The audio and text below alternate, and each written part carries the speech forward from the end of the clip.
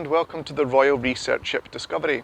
My name is Ali, and in video 1 of our virtual tours we covered all the different adventures the ship has been involved in, the people who've been on board, and just why it's so incredible the ship is still here to this day.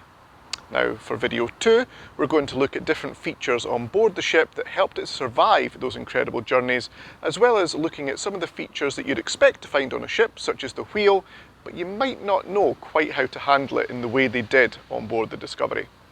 And so I hope you'll enjoy coming along on this next part of the tour. So the first feature we're going to focus on for our video number 2 is the ship's wheel. Now everyone's seen a ship's wheel before, whether it's in real life or on a movie or even just a cartoon. Everyone knows what they look like and most people think they know how to hold them.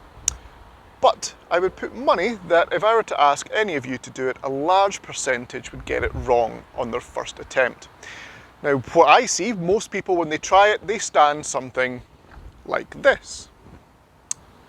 And that's wrong for 2 reasons it's wrong. One, this is the back of the ship, the stern, and so if you were to stand like I just did there, all you'll do is have an amazing view of where you've just been. That might be less scary than seeing where you're going, but it's not much use. The other problem is standing like this with your arms outstretched, trying to hold on a wheel of this size, you're not going to have enough strength to control it. This ship's engine did not power the wheel, so what you had was human power alone, making the wheel move, the chains move, the rudder move, and you're fighting against those incredible oceans. So the better way, the right way to do it, one person on one side, one person on the other, facing where you're going, so standing behind the wheel as people might think of it, and you're going to push and pull, supporting each other, your arms nice and tight in, keeping that strength and working your way through. The well-known teamwork makes the dream work. Now, in front of each of the 2 helmsmen you would have their binnacle containing their compass. I've taken the top off this one so you can get a little view of the gimbal, this rocking device that allows you in those rough seas to have a slightly more stable compass. It's not going to be spinning quite so bad and affected quite so severely by the oceans. There is a liquid inside. It's not water as most people think, it's actually an alcohol. The liquid being in there is to again slow down how much the compass disc spins. If they used water, of course, it would freeze in the polar regions, so the alcohol was used instead. Either side of the ship's wheel you have these 2 cabins. They're known as cuddies, and the cuddies contained a very important feature of the ship's toilets. 2 toilets, one on one side, one on the other. This one contained the toilet for the officers and scientists. So in Captain Scott's day that meant 11 men sharing this one toilet for 3 years. This one contained one toilet for 36 men for 3 years. I know which one I would rather use. Now, if you were to go into the toilet, there was one thing that you wouldn't find that we find in our own toilets today, and that is a working flush. It's not because they hadn't been invented, it's because simply why would you have a water cistern that would then freeze? It's a completely pointless feature. So what they had was a normal looking toilet, but with a pipe, very steep pipe running through the ship and out the side of the hull, with a very important feature, a storm valve. What that did, if you imagine my hand is the hull of the ship and this is the little storm valve. When you've been in the toilet and you've been relaxing with your latest copy of Punch magazine, once your business has gone away, you will then have it going down and pushing the valve open as it floods its way out. However, remember you're in the roughest seas on the planet. You don't want the Atlantic Ocean flooding back up the toilet. So this valve, slamming shut against the hull, thanks to the storm valve, but would open up and evacuate anything from there. Simple little features, but very, very important, especially if you were that man sitting there who's just finished reading the copy of Punch. Now, there were other features on board the ship that of course helped it to survive, and one of them can be found just behind the ship's wheel. It is known as a well, or a trunk, and down the first one that you can see is the ship's propeller. Now the propeller, 2-bladed propeller, could be lifted up inside the ship through that well, and that would allow them to do two things. One, they could make repairs to it if it was damaged, and they wouldn't have to go into dry dock or lower anyone down below. They could lift it up and do the repairs on board, even using spare blades they took with them. The one further back, when you look down that, you'll see the ship's rudder. Now, that again could be lifted and repaired, but the best feature for both of them, the second feature, is that by lifting them up, you are using the hull to protect them. So when they locked themselves into the ice on that first expedition, lifting the rudder and the propeller up inside the hull, it stopped those forces of the ice coming and crushing and buckling and bending the metal blades or the wooden propeller. Simple features, it's not unique to the Discovery. The Discovery wasn't the first ship to have these features, but the way of disconnecting the propeller was a very unique feature for the Discovery at that time. And Captain Scott wrote about it a lot in his diary. If you would like to know more about that, please mention it in the comments and I can do a little write-up letting you know quite how they disconnected it and show you a couple diagrams as well. Okay, so we've seen the wheel, we've seen the binnacles, compass, and we've thought about the cuddies. You'll be happy to know we no longer have the toilets inside, so I can't show you them, but I'm sure you wouldn't want to either, and I definitely wouldn't want to smell them. Okay, so we're going to move on to other parts of the ship now, and we're going to look at something that allowed them to get some air and light on board without compromising the hull of the ship. Over this way.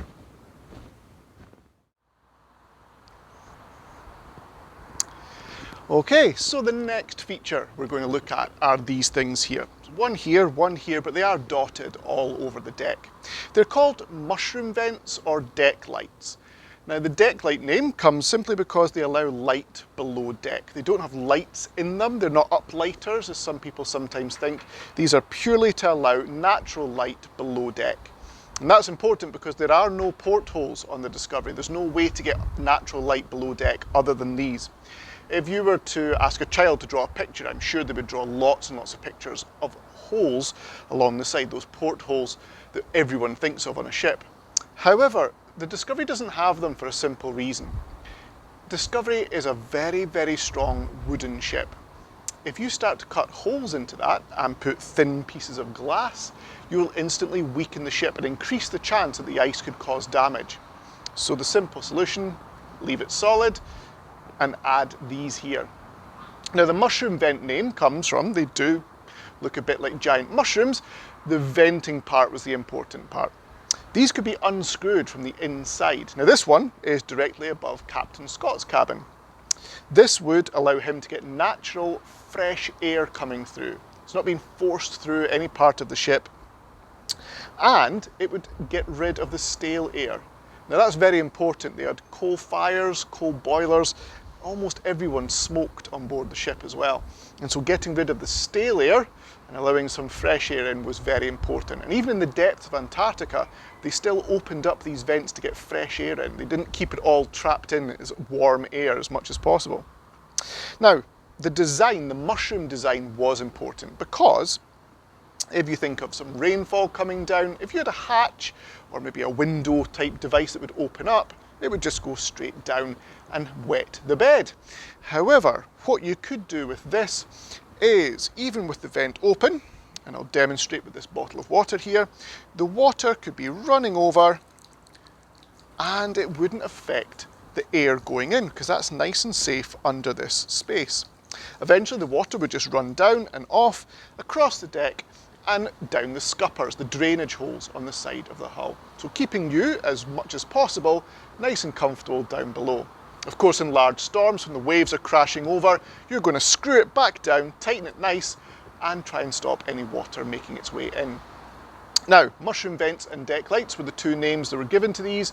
The crew on Discovery had one other name. They simply called them ankle bashers, and I'm pretty sure you can guess what that might have felt like.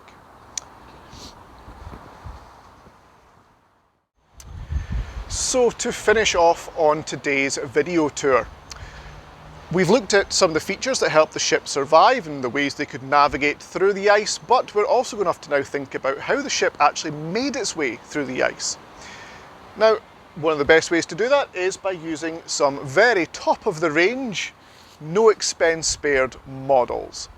These will hopefully give you an idea of how it worked. So the Discovery, sailing along in the open waves, reaches a big block of ice, a patch of ice that is just too thick for it to just push to the side. The Discovery's design, she has a steeply raked stem, so the bow section, the front of the ship, it's very, very steep and designed so as it reaches ice that's just too thick to push out the way, the ship itself is actually forced up and onto the ice. Then her own dead weight will fall down, breaking the ice apart. That gives you a channel, you can then keep working your way through it until the same thing happens again and again and again. Now, that obviously works well if you've got momentum keeping you going. It's much, much harder to get going when you're already trapped into ice, if you've already stopped. And if you think of Shackleton's endurance, you can see the real dangerous end results if your ship cannot be freed from being surrounded by ice.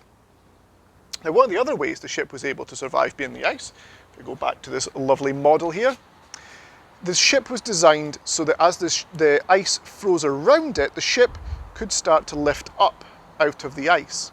Now, it wouldn't sit on top of the ice like the Fram, with its saucer-shaped bottom that was designed for the Arctic work to sit above the ice. This was designed to just move slightly out, giving it a bit more protection and less chance of being crushed or pulled down under the water. Now, one of the ways that was possible was by eliminating a common feature on ships from her design. That was the bilge keels. These sections, if you imagine a ship shaped like this, the sections sit alongside that help with flotation and stopping any maximum rolls. Now, the Discovery didn't have those, and that meant that when they got locked into the ice couldn't then surround and pull down or even break apart using its weight. But it did mean the Discovery would roll incredibly. Over 47 degrees had been recorded on the ship in its time. That meant life below deck could sometimes be very, very uncomfortable. Now, in the next video, we will be going below deck. The first areas we'll be looking at are areas like the sail locker, the engine room and the boiler rooms. I hope you've enjoyed learning a bit more about the upper deck areas and some of the features on the ship. Again, please like, share, subscribe, try and get as many people to see this video as possible and to learn more about this amazing ship. If there's anything you'd like us to cover, again, just comment and we will try our very, very best. Again, it is just me and my camera though, so although I say we, it's just me, so I can only do so much, but I will try my very best. Okay, I hope you will all join us again very soon for the next video. Bye now.